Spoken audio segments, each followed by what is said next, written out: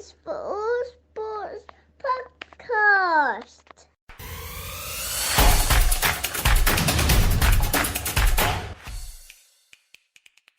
Welcome to the All Sports podcast with me, Matt, and tonight, Joel.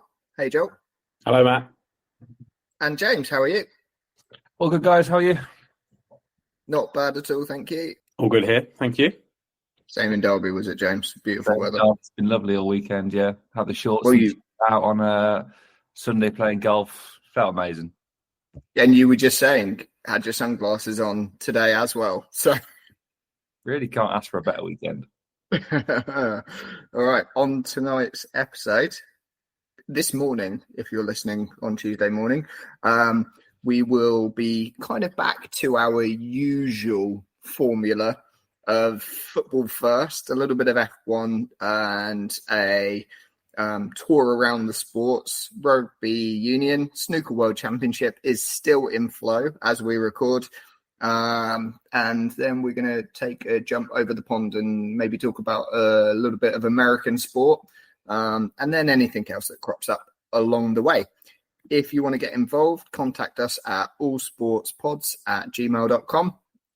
Like, subscribe, follow us, 5-star us on Spotify, and get involved. All right. A little bit of football first. What happened in the Premier League this weekend? Everything's kind of as it was. Not a lot changed. I mean, the two at the top look like they're going to keep winning, and eventually City will just win it. It's really similar to what happened. I don't remember the exact year, but I think Liverpool and City were like duking it out. Maybe 2019. Was that the COVID? That was the COVID year, wasn't it? No, it was the one after. It was the year before, yeah. COVID year was the one after, where they just both won every week, and it didn't really feel like a title race. It felt just like a procession for those two, and they'd just go all the way, and City would win it. And it looks like that's going to be the case this time around, really. I feel like City got back to a bit more being of the flat track bullies that they had a semi-decent team they came up against and just absolutely put 5 past them. Haaland looked like a bit more of a robot again. Was it about Haaland? Yeah, I think he get 3 or 4. I think 4. Yeah. 2 pens though, right? One really good header. I do think when you watch Haaland play, he tends to do much better in a team where he can just put his head down, run and shoot. Like when they are cramped in their box, he looks like he's so much more less effective. Mm-hmm. He looked great though.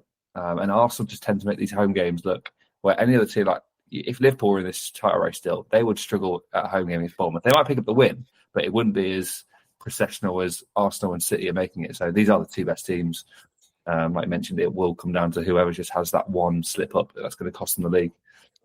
It's all going to come down to that City Tottenham game, isn't it? Can Tottenham bring themselves back to the kind of level that they were at earlier in the season? But like also City's record there is not good, I don't think. So I think that's the one that everyone's going to have their eyes on. It'll be quite ironic if it's Spurs who help Arsenal win the league. Yeah, I think Spurs are weird. Like watching the game on Sunday against Liverpool, they look like hopeless for periods of the game, and you think could be 7 or 8 in there, and they just sort of turn it on and they go, oh, actually these guys are zipping it about nicely. They brought Richarlison on. They had a bit more of someone out wide, Richarlison up top. And I was like, oh, he's done much better now. Scored 2 pretty quick goals. I was like, oh, well, if that Spurs turns up, the game against City. But it could equally be a 5-0 to City, and we just talk about going, oh, Spurs can't defend. So. Well, that's the thing, isn't it? Their defensive record is so bad at the moment, and they're shipping so many goals, both from open play and set pieces. They look really vulnerable, and City are just gonna. You would expect City to take advantage of that. Yeah, the set piece one's really interesting with Spurs. I don't know if you've heard Ange talking about it. He just doesn't care that they concede from set pieces. That it's a problem. It's like my teams aren't going to be successful because they're good set piece teams. We will play good enough football for it not to matter. Was that a little shot at Arsenal, though? No, was he saying it as an Arsenal thing or no? He said the same thing his whole career. It's not bothered about set pieces, defending them, attacking them. Like the stats don't matter to him. And he games on the bounce, though. He might Might Yeah, but think they were about good. diversifying the strategy a little bit. They were good enough for it not to matter at Celtic. His point is that he's going to build a great team. That's what he believes, and it's not going to matter that they score loads of goals from set pieces or concede them. But you think in a league like the Premier League, where it's super hyper competitive, every inch, everything matters. You can't leave games at the table, which is what they do. You can't transpose what you did at Celtic and expect it to transpose to the Premier League, right? Yeah, that's the hill he wants to die on, though. That's his approach to football. It's not just set pieces, how he is about a lot of things, I think. He's very dogmatic. It's just his singular approach, that he won't waver from. And he has had success elsewhere. So you've got to say, he's saying, I'm just going to stick to what I've been doing, the thing that's won me trophies in the past. I'm just going to stick to doing that. And he kind of said openly himself, maybe the Premier League is a step too far and maybe I can't do that here, but I'm not going to do anything else. So I've got a certain level of respect for that, but he might fall on his sword if they don't pick up, because this run that they're on, they've lost 4 games on the bounce for the first time in 20 years in the Premier League. So they are on a historically bad run at the moment.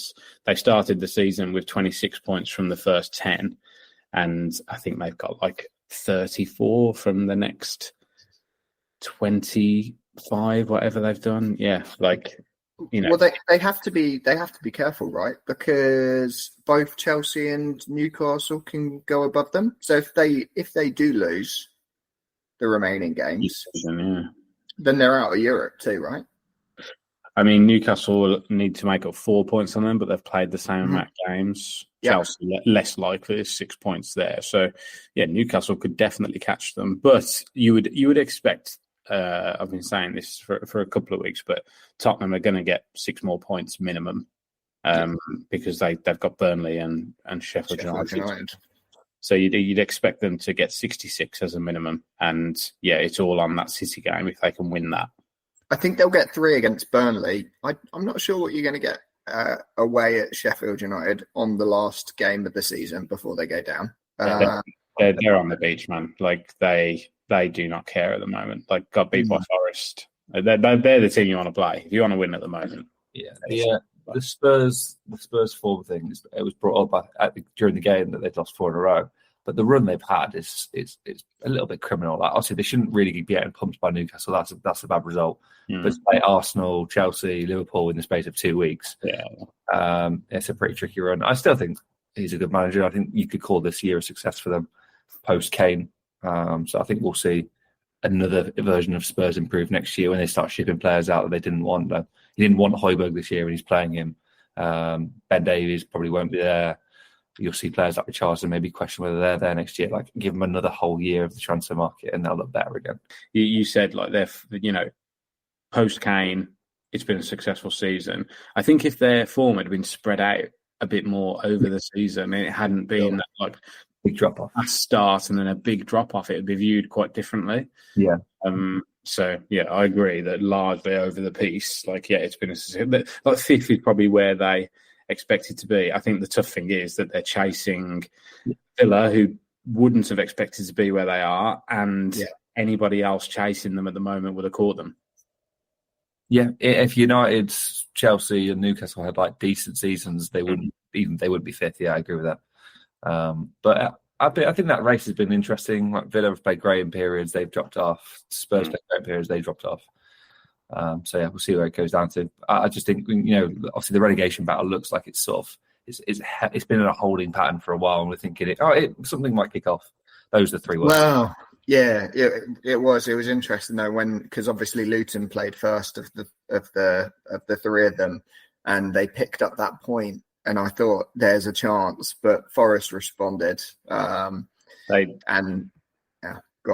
needed to win on Friday. I think that I've felt like that was going to be lift-off for them. I just felt like Friday night, Kenilworth Road, Everton being safe. I just felt like it was ripe for them to turn them over, and it just didn't really happen. I think the relatively early Everton goal took the kind of wind out of their sails a little bit. But they got going, and second half they were a little bit better. But they didn't ever really get on a proper roll.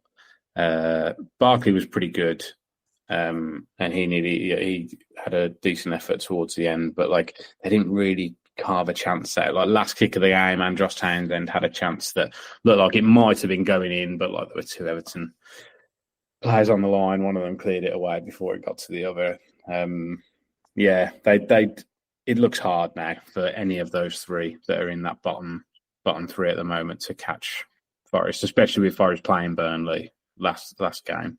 Yeah, we did say that it was going to be the games amongst themselves that was going to decide it, and yeah, you're right. I think Luton needed to take all 3 points against Everton if they were gonna have a go. That was the one that was kind of there that was available for them. Yeah, like Burnley have got to go to Tottenham next. They're not going to get anything there, are they?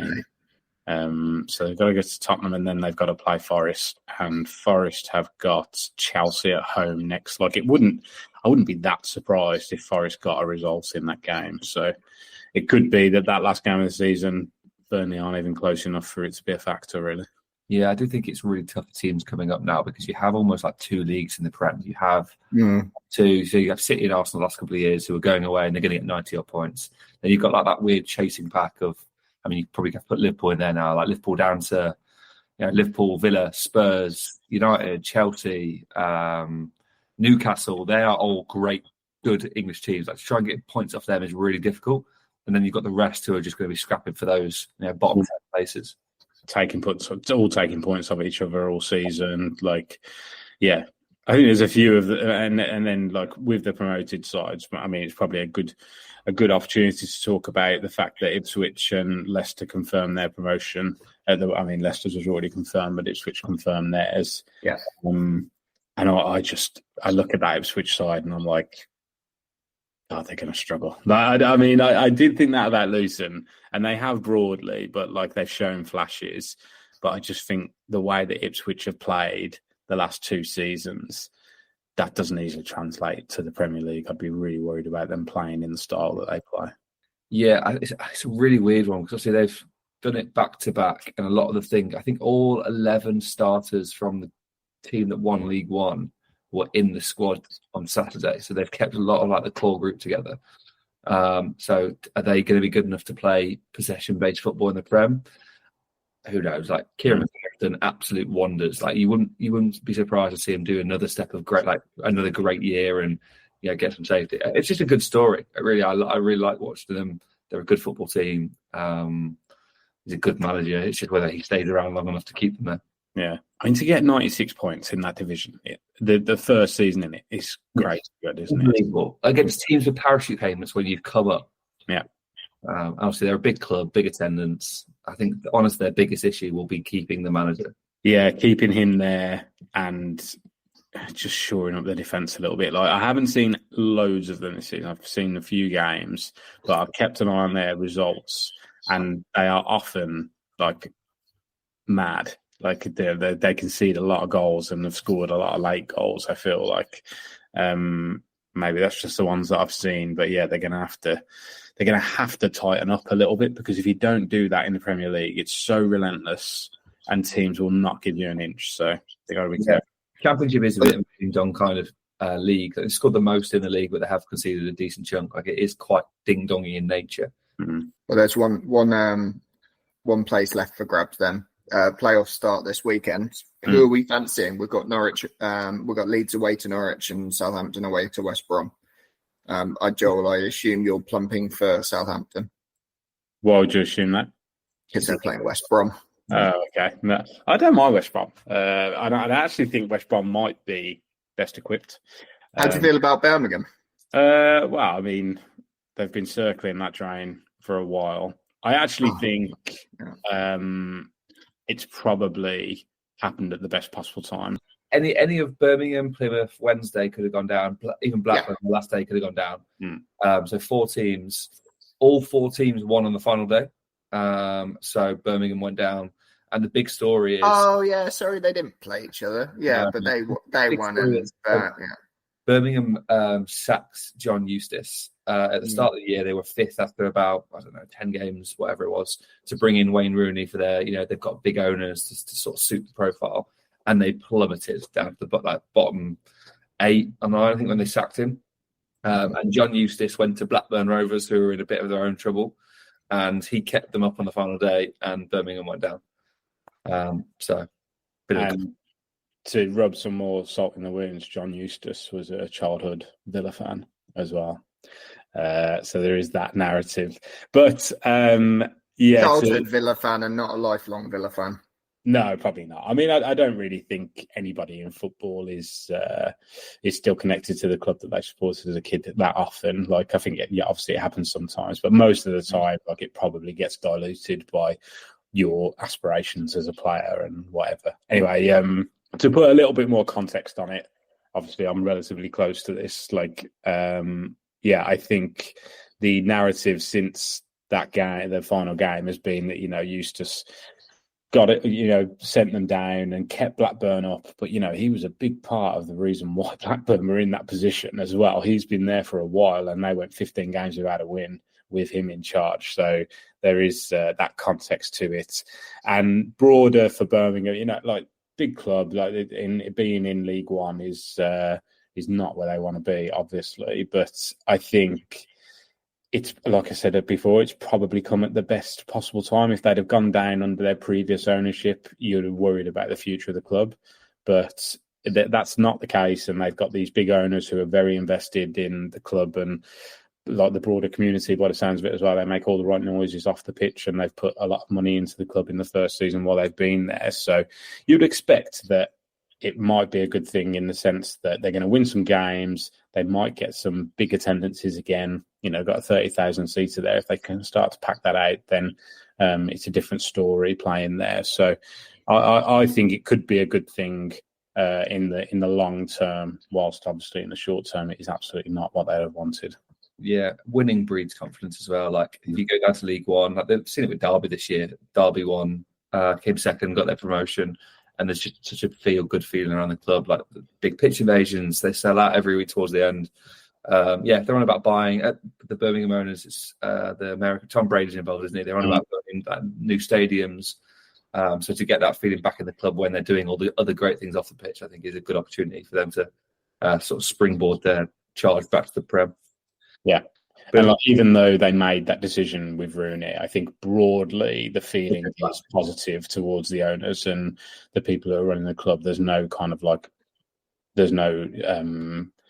uproar about them putting them in this position or anything. I think everyone's pretty level-headed about it. Yeah, they had a bit of a mare towards the end, isn't there? So Tony Mowbray was the manager, was he? And he's sick or something. Yeah, he went on medical leave. Yeah, I think that's an interesting scenario actually, because obviously Mowbray's pretty long in the tooth with the Football League, and he's got tons of experience. But I just wonder if it's a good opportunity for them to get somebody a bit younger with some newer ideas in. Maybe Mowbray doesn't quite, when you get sick like that, your perspective changes, and maybe he doesn't 100% fancy it. But maybe it's the reverse, and it lights fire under him and he really wants to come back and do it, and they keep him there. And I think either option is probably fine. Yeah, exactly. I think the young manager's the right way to go. I mean, you look at what McKenna's done at Ipswich. That's the kind of scenario that I'm thinking of, really. But you've got to find those people, haven't you? And that's always a risk. Yeah, speaking of managers, I think that the news about Moyes seemed a little bit disrespectful this weekend. Like, they've had a few good years, and they've just said, "All right, that's it at the end of the season." So they've announced today officially. We're talking on Monday, and they've announced officially that he's going to leave at the end of the season. What was over the weekend, James, that you thought? So obviously they got beat 5-0 by Chelsea, didn't they? And then they announced he was leaving, and now all the rumours are that they've already got Lopetegui sorted to bring him in. So that was obviously pre-planned. Yeah. I just think that West Ham are a big club, but like I was speaking about before, like, it's so hard to break into that upper echelon of the Premier League. You just got to accept that the top 8, top 9 is a good season for you. Semi-final of the Europa League. It's been a good year. I just feel like Morgan's slightly disrespected in what he's delivered. Yeah, I think I'd agree with that. Yeah. The problem is it's the style of play, isn't it? And that's what they anchor their opinions to. And I think lots of West Ham fans appreciate what he's done. Like a couple of semi-finals, and like you say, in the league, probably par. Like maybe like he overachieved a couple of seasons, underachieved in the league last season, and this season not very much par. I think so. I think with the stuff with Amorim as well, like it's really difficult for a manager, for an incumbent, when there is lots of chat about other managers flying over and having talks and stuff like that. And you're probably right that they've marginalised him a little bit. But he's like also having this tiff with the sporting director there or something as well. Yeah, I think in the Prem, it's like it's too accepted. Like it's going on all the time. Like Pochettino is having the same thing at Chelsea. Like there's just always talk of his job being gone. Mm-hmm. Ten Hag's had it for a couple of years now at United. I just think it's not the greatest environment to bring into your team if you're, publicly courting other managers while you already have one. Yeah. So I felt a little bit sorry for him this weekend. I don't have a lot to say about the rest of the football. You asked me. You asked about who else would go up, Matt, and I think West Brom. Like I think they're probably the. They just seem like the type of club who could win the playoffs. Whereas I think. But obviously, I think Leeds are the best side in it, but they just don't seem to be able to get over the line, do they? Serial bottlers, Leeds. Yeah. I've got two of my stepbrothers are big Leeds fans, so they've been chasing all the other. Oh yeah, we'll have it. We'll chase down Ipswich, and as soon as they knew they were in the playoffs, they're like, no, it won't happen. So my pick would actually be Southampton. I think they look. They played some of the best football in the league from what I've seen. Great manager. Good Premier League players as well. I think they'd probably be the dark horse in the playoffs.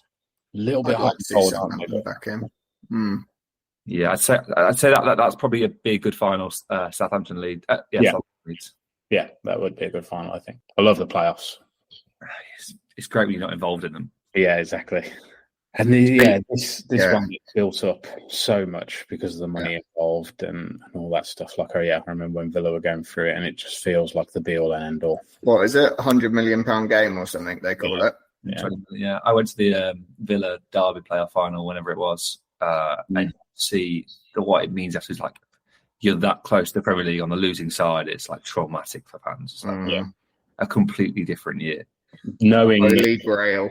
Yeah, knowing that you're going back in to a full championship season. Yeah. It's really, really hard. You can see what you can do to clubs. Like Villa have kicked on. They're now a top 4 team. Derby got relegated to League One within a couple of years. Yeah, like that could have easily have been the reverse. If Derby had won that game, Villa were in, I think we had the new owners by then, actually. So maybe it was different. But they'd already maxed out their FFP. I think they'd already sold a couple of car parks and stuff like that. Derby did it really ropely. Yeah, they sold the stadium. They renamed the cup. They did everything you could to get away with it. Yeah. Well, watch this space, and we'll see where we're at this time next week. Speaking of knockout football, then we'll continue with football for another few minutes. Into Europe, back into Europe we go. Not quite, well, it was, and it wasn't what we had predicted. You guys did think that actually PSG could stuff it up, and they're having a good go at it. Yeah, we'll see about that. You'd still kind of fancy them going back to the park, but like they do not make it easy for themselves in this competition, do they? Even when they get the draw. No, so they're going back 1-0 down, but at home. With world-class players, expect that anything can happen. And then in the other tie, I don't think anyone expected Real Madrid to turn over Bayern easily at home. But I didn't quite expect it to be a 2-2 draw. But Bayern in the Champions League is not Bayern in the league. And I think that's what's quite interesting about it. And often you get these runs with football teams is that one team will have a cup run and they're just nothing in the league. And that's exactly what's happening. I think Tuchel did the same thing at Chelsea. Is that right? When he came in, they weren't that great in the league, and then obviously did really well in the Champions League when they beat City. So he does have like that sort of eye for the Champions League and setting teams up in the correct way. But Bayern is just a difficult team to beat in the Champions League. It's a shame that that's not the final, really. Because, PSG getting Dortmund in the semi-final, if they were to choke it, would just be so PSG-like. It'd be good to see a team like Dortmund in the final. All German final. Munich and... Imagine if Harry Kane choked that against Dortmund. I was Yeah. going to say, speaking of choking, but that sounds a bit harsh. It's not. No, I it's think not, that's it's no. not. I think Yeah. it's fair. Yeah, I think that's largely what happened. They got a bit emotional and they played the game really strangely, and Olympiacos took all of their chances. What does that mean? They played the game really strangely. What does that look like? Played too fast. Emery said a lot of this after the game, but they were trying to progress the ball too quickly up the pitch and just being imprecise, giving the ball away. We're missing players, but and Martinez not being in goal is a big factor because it's going to sound like a small thing, but he will stand on the ball until somebody commits. And Olsen, who's a decent goalkeeper, I don't have any issue with him really, but he just won't do that very specific thing. And what that means is that he plays the ball a little bit early. So the centre-half who receives the ball doesn't really have the options that he would have if a striker had committed the press. Mm-hmm. And it just means that you get stuck. And Villa got stuck a lot.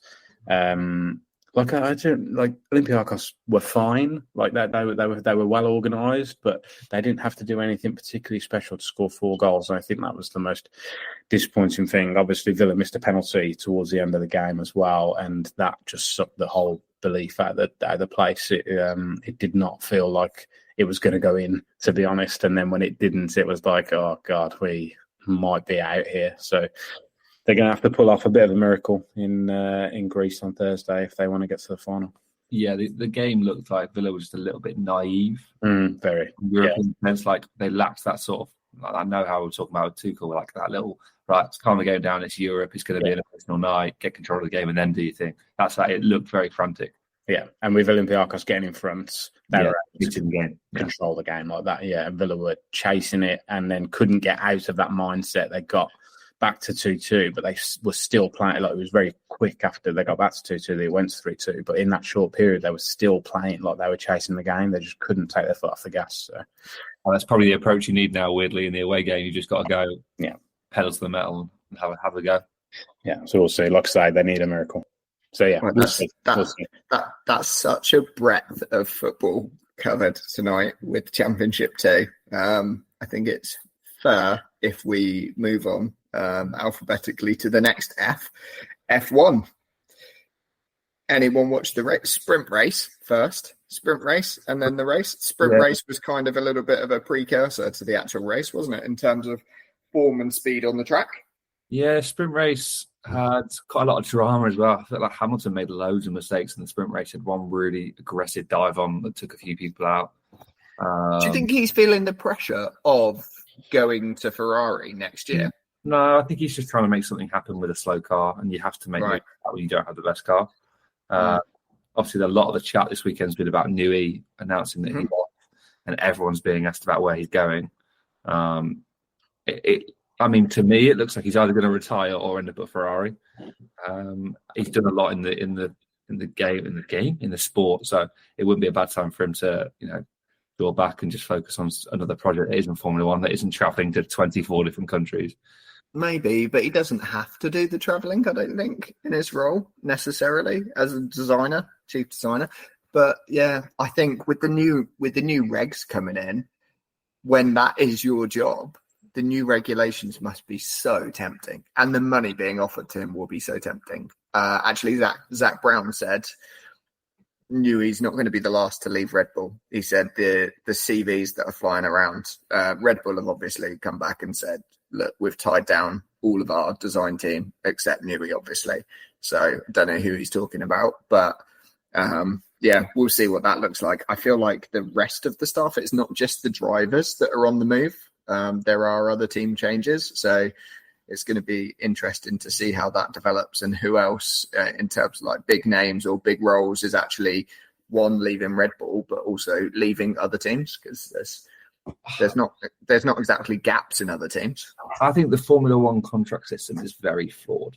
I think if you want an exciting sport in terms of transfers and designers going, they can't be non-competes. I just think that's silly. Like I understand how they're there. I really get it. Yeah, I know that it's like in-how technical knowledge about how cars work. I completely get it, but how exciting would it be if like Ferrari just go, right, I'm going to spend all my money on buying Red Bull's chief designer, and he's going to come work for me next year. You just get so much more varied results in the sport. So non-competes, obviously, I don't know if it's effective to Nui, but the idea was that he couldn't work on another car until 2026. And it's tough to get excited about someone moving in 2 years' time. Yeah, it is, yeah. So I think that would be a cool change to have the non-competes removed. But yeah, it may change the status quo, like we've seen it before with regs.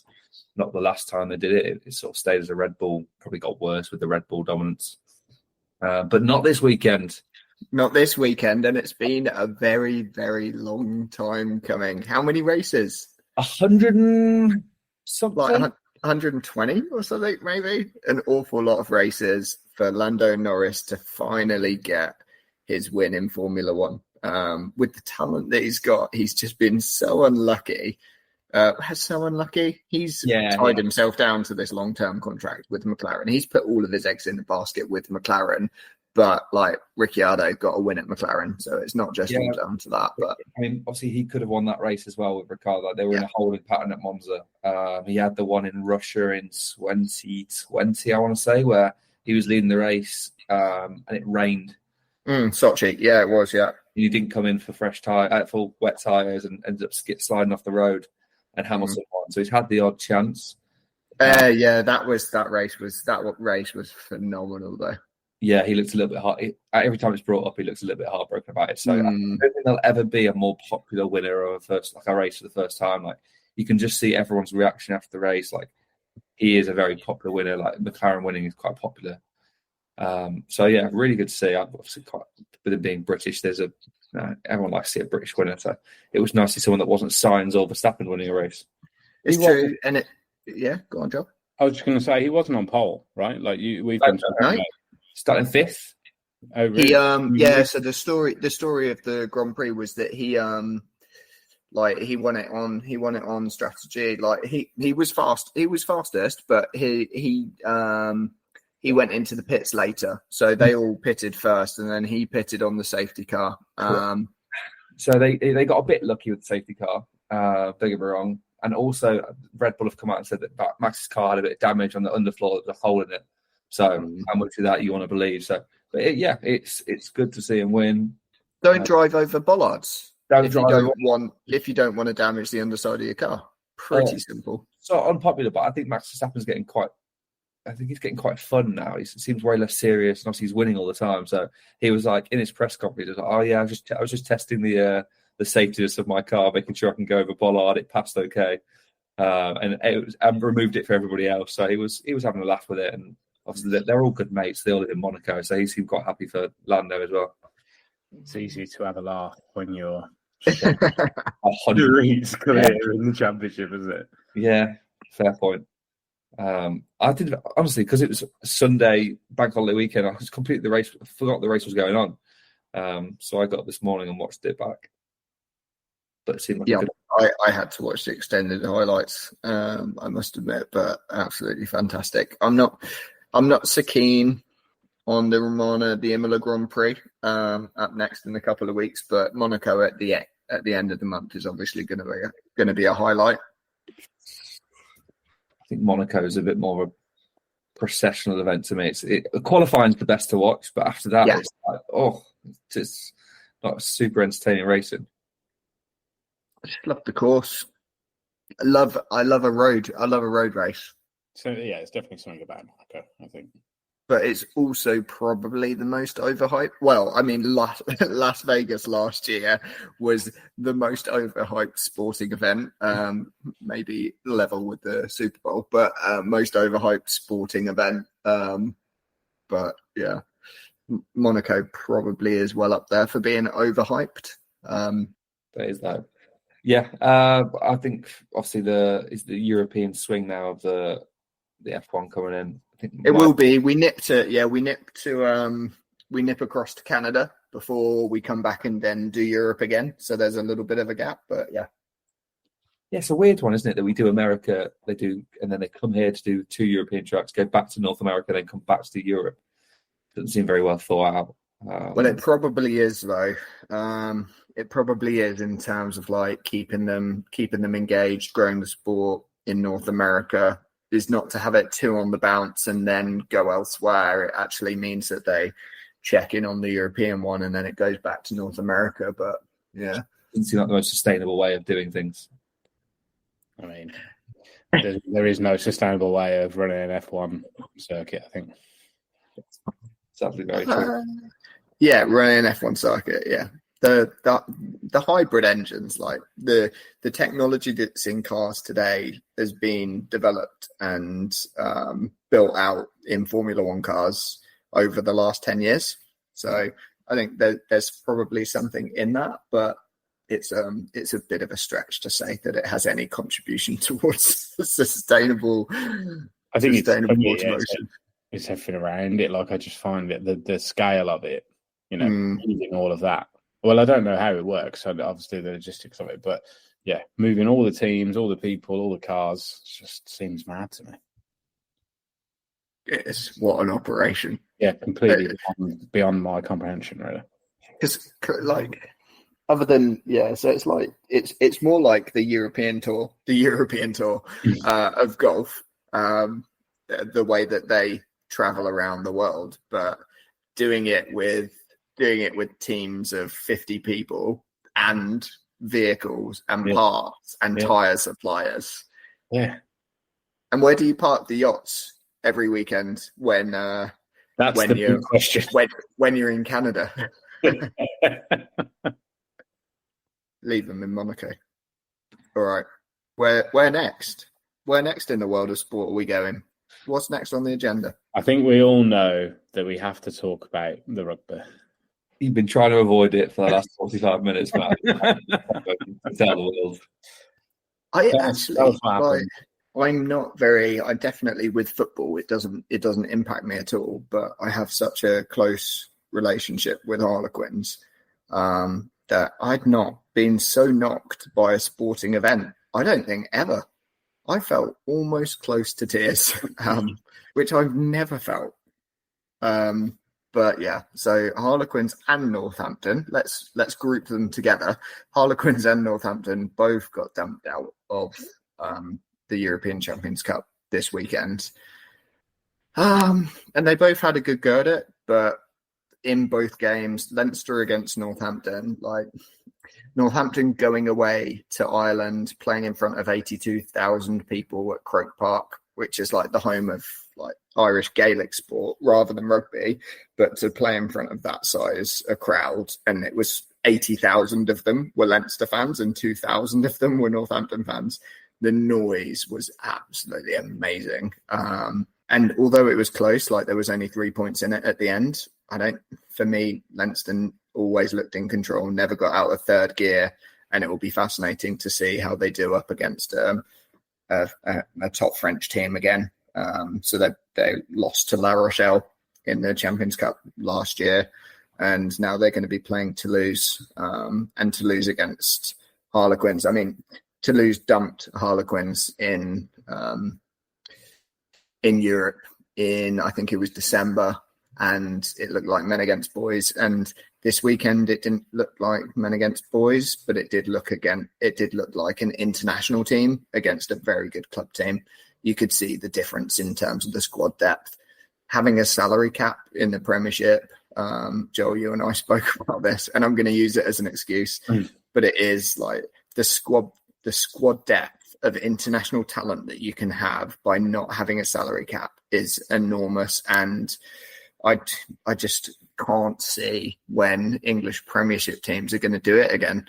I felt actually with Northampton going away to Leinster, they probably had the better chance of the two teams this weekend, and they couldn't get it. They couldn't get it over the line.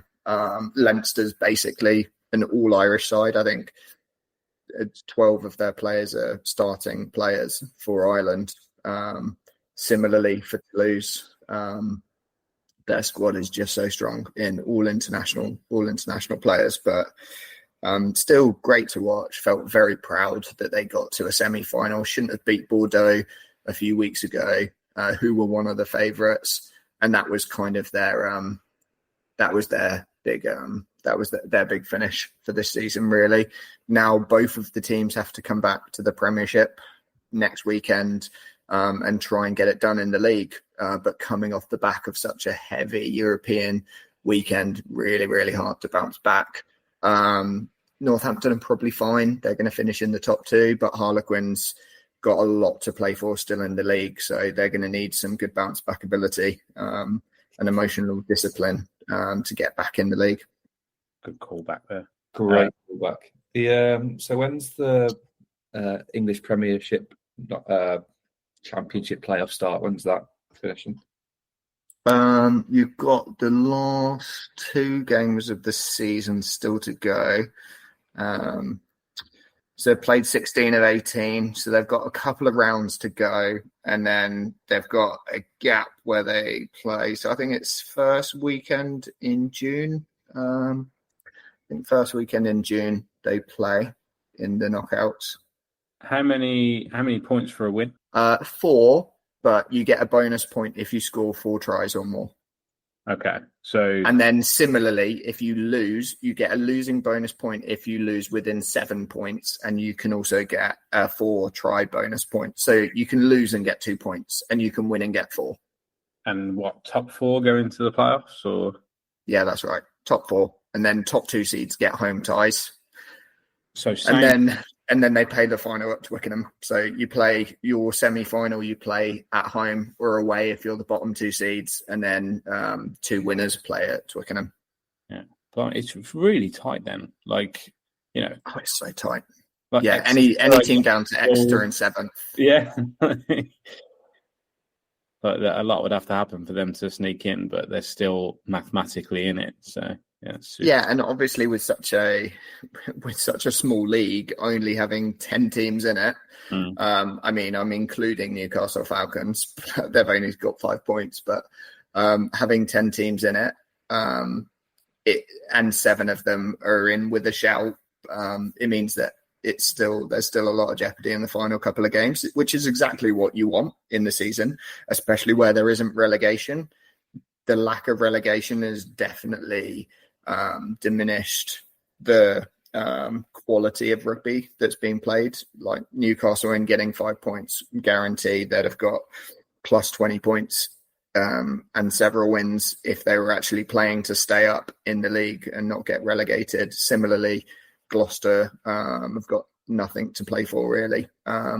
So they've kind of taken their foot off the gas as well, and they play when they want to, but they don't have to. So we'll see what happens next couple of weekends. Obviously, with such a small league and 2 games to go, like the top 4 playing twice, like they're all kind of playing each other still. So we'll see what happens. You said about Exeter, Joel, in 7th. Harlequins are going away to Exeter this weekend, so not a nice bounce back from Europe.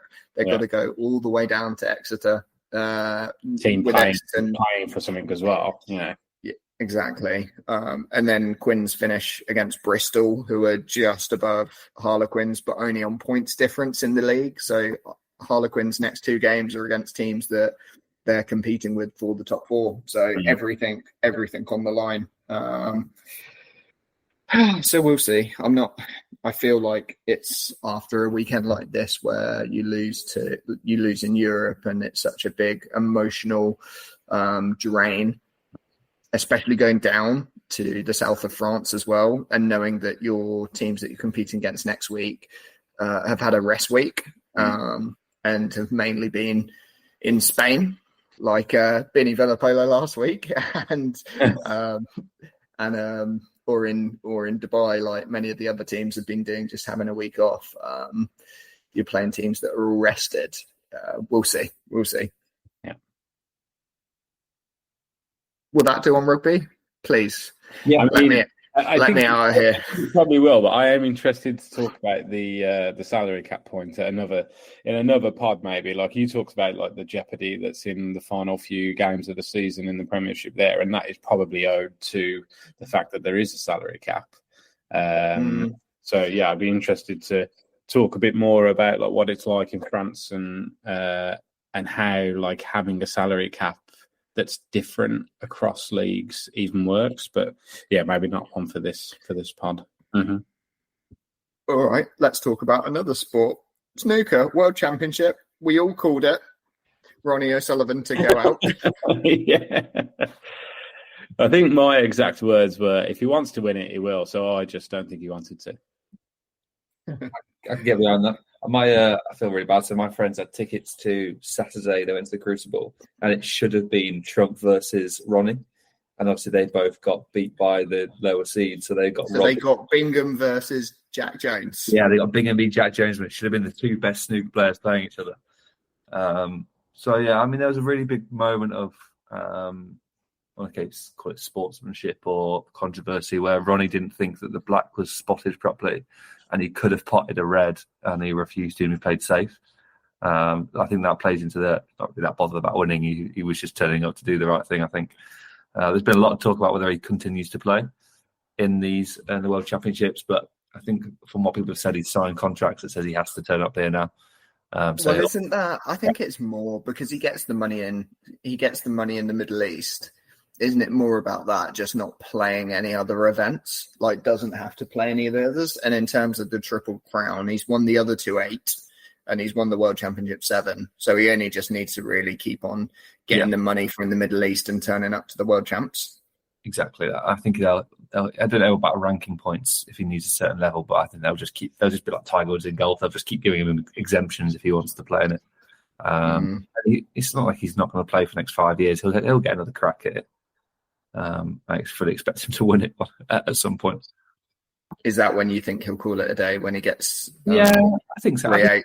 Yeah, once he's got his 3/8, I think he'll still play the Saudi ones, the Middle East ones, just because the money is probably what he thinks he should have been making for the last 20 years. So he'll probably do that for a little bit and build an even larger nest egg than I imagine he already has. So in the final at the moment, then it's obviously Kyron Wilson who's in control. Is it finished? Is it finishing tonight? Are they nearly done? It is going to finish in his one. He just needs one more frame, right? Yeah. Oh, 17-12 up. Yeah, he's not losing that. So new world champion. We're announcing it here first. No, exclusive. This will not. This probably won't sound like it's got a lot of weight behind it, but I quite fancied Kyron Wilson when I saw him in round 1. I know I can say that now that he's won it, but I should have said it. I wish I'd have said it. 2-1 said now. Yeah, I feel like that. Yeah, that's not going to wash at this stage. I don't think. No. No. Okay. Right. Let's check in on how our NBA teams are doing. Joel, who did you spin the wheel and choose last week? I can't remember, but I then chose Minnesota, didn't I? And they went straight out. So yeah. Oh, you good? Not Minnesota, Milwaukee. Sorry. Yeah, Milwaukee Bucks. Yeah. Yeah, and you warned me, but I thought it'd be a glorious comeback, and it did not materialize. Yeah, no. If you'd have picked the Minnesota Timberwolves, you'd been in a good position because they're now leading the series 1-0, and it's these games of 7. So probably now that they're just starting the next round of games, we'll probably have them come to completion by next weekend. James, are you? Did you go Mavericks? Dallas Mavericks, yeah, had a little 4-2 win. They've got Thunder next, so I think we're in different conferences, aren't we? Celtics are East, so maybe we'll get ourselves an NBA final. Yeah, I hope so. Celtics doing what you'd expect them to do. They had a little bit. They had a little bit of a wobble. They had a little bit of a wobble against Miami Heat, but Miami Heat are just difficult to play against because they're bullies. Very attritional, I think the politically correct way of saying it is. But yeah, they play some pretty agricultural basketball. So yeah, nice to get past them. That could have been a potential banana skin. But I'm excited to not watch any of the games because they're all at like midnight or 2:30 in the morning.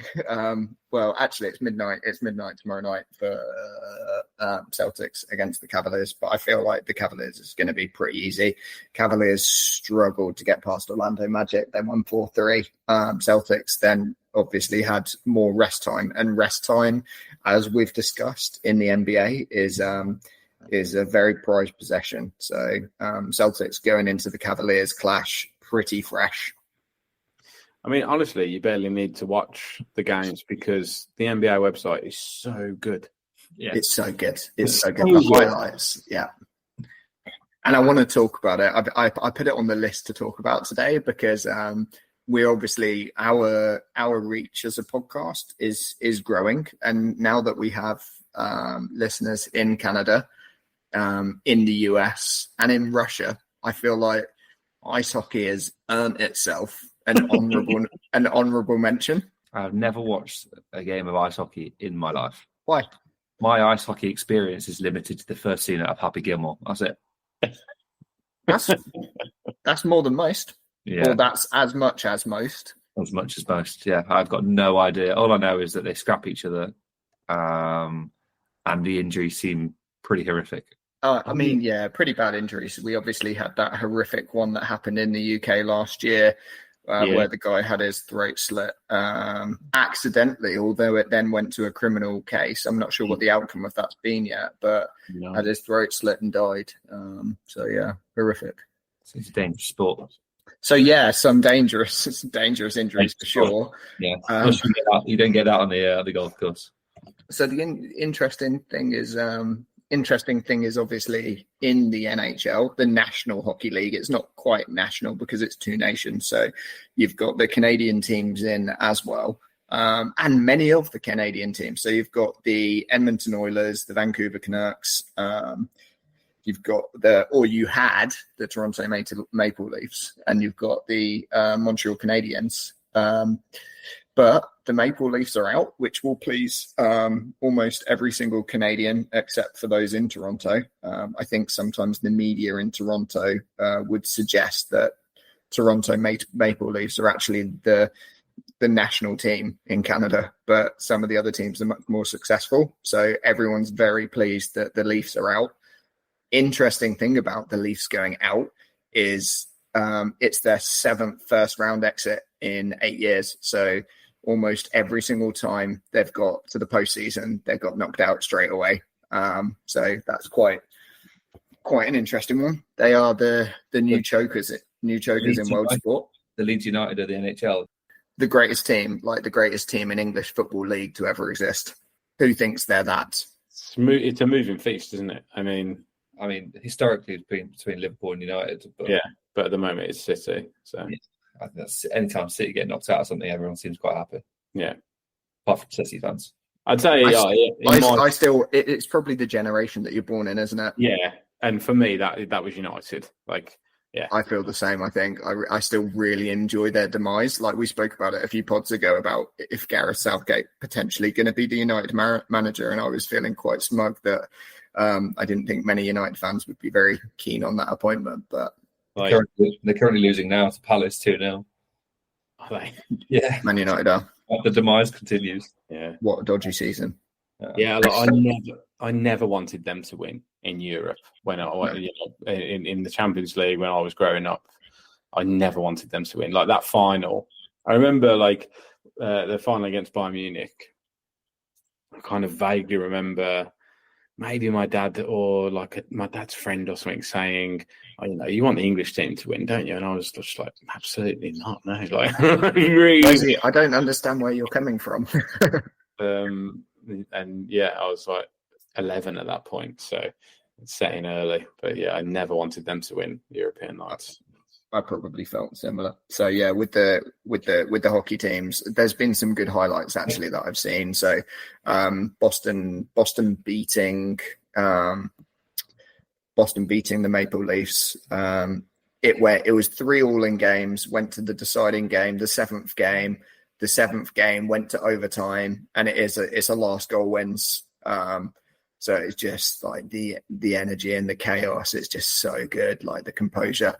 So really good to watch Boston win that one. Yeah, go on, Joel. It's like a golden goal extra time. Yeah, exactly, a golden goal. Yeah, nice. But it's golden goal in the seventh game. So it's taken that seventh game and overtime to decide it. Yeah. Pretty epic. I watched another epic one. I was sent the highlights. Thank you, Nathan Kendall, for Nashville versus Vancouver Canucks. So I'm sure you guys are familiar with pulling the goalie, what that means. Oh, what, like the goalie comes off and you put an outfield player on, basically. Exactly. Yeah.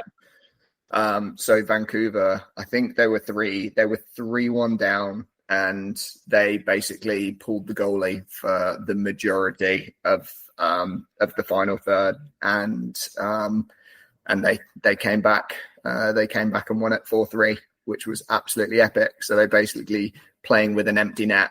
Yeah, that is exciting. I feel like that is something that football could translate over to football. I think that'd be pretty fun.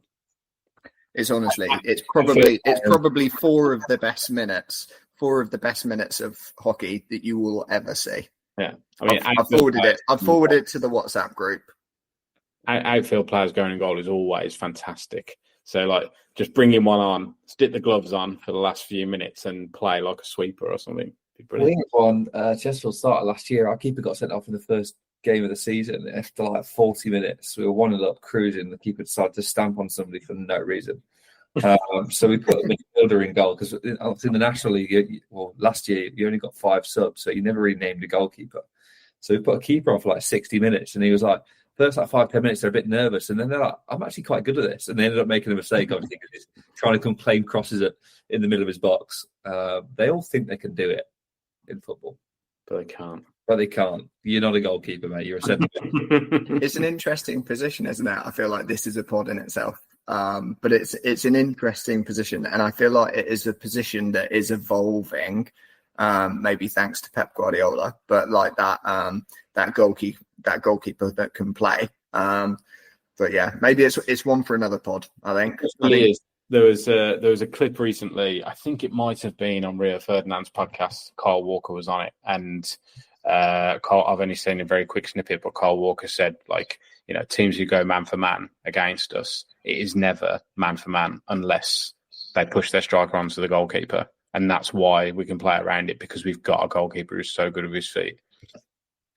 Yeah, but so football obviously is a bit of a niche situation, but so futsal, the five-side version of football, they have sort of floaty goalkeepers. They don't really wear gloves. They're almost like a halfback. Rush keepers, we used to call it when we were 7 years old. They do stand in goal in futsal, but they are like halfbacks. Like they're just an extra defender. I just think in football it's a really difficult thing to do, like pulling the goalie, because in the top level they're so accurate with their passing. Like you could be 30 yards off your line and someone could go, I fancy that. You just see so many people getting lobbed. Well, that's probably it. The goal's too big. Like the goal in ice hockey is obviously much smaller, and you can only score from a certain area. But I mean, to be clear, I didn't say it would work, but it'd be bloody. I fancy CDM today. Cool. Right, that'll do us for this week. Let's wrap it. Cheers, guys. Catch you on the next one. Thanks, lads. Cheers, guys.